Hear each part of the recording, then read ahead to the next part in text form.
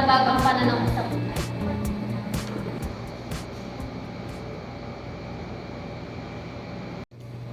Ang isang bagay na natutunan ko sa aking buhay ay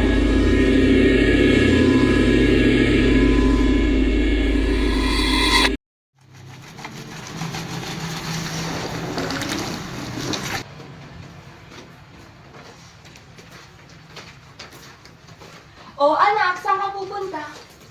gagawa lang po ng module, Nay. Kumain ka na ba? Merong pagkain doon para sa'yo yun. Opo, kakatapos lang. Kayo po, kumain na po ba kayo? O anak, huwag mo alahanin ang inay. Okay lang ako.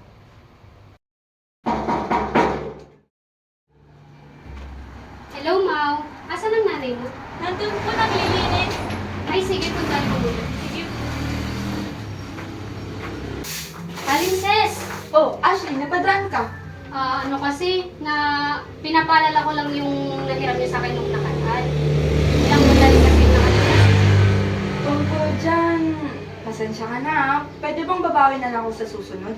Ganun ba? Sige, mauna na po ako. Salamat.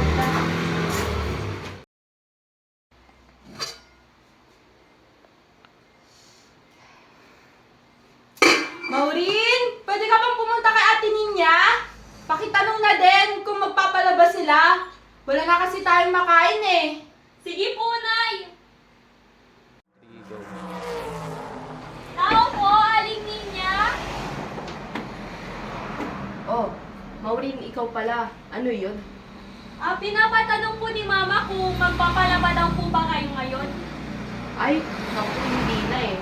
Nagpalaban na kasi yung anak ko nung nakaraan. Sige po, thank you po. Sige.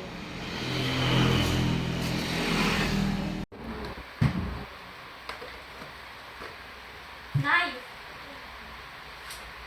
Paano ba yan, anak? Mangangalakan na muna tayo.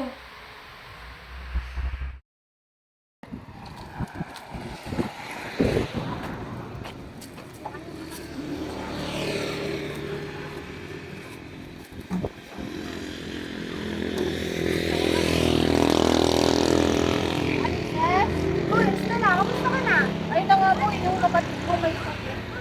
Nakakayaman ko sa Alam mo lang kasi ako namin. Pasensya ka na. Walang wala rin kami.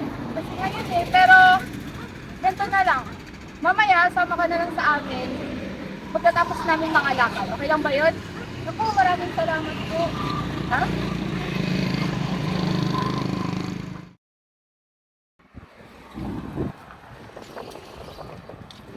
Aling Vivian, ito.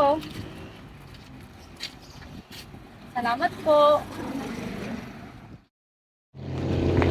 Oh, Estela, ito para sa inyo.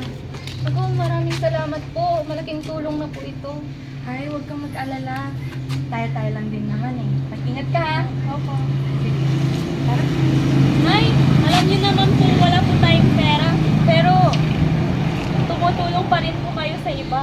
Alam mo naman kung ano ang turo ko sa inyo, di ba? Hindi porket mahirap tayo, hindi na tayo tutulong sa iba. Di ba? Yes po.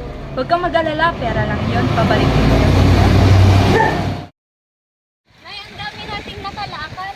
Oo, mabuti yan. May pangkain na tayo mamaya. Kaya nga, Nay. Uy, hold up to, okay na yan. O, ibigay niyo sa amin yan. Kung ayaw niyo masaktan. Sige, Nay, paano tayo, Nay? Ibigay mo na. Mas kinakailangan nila yun.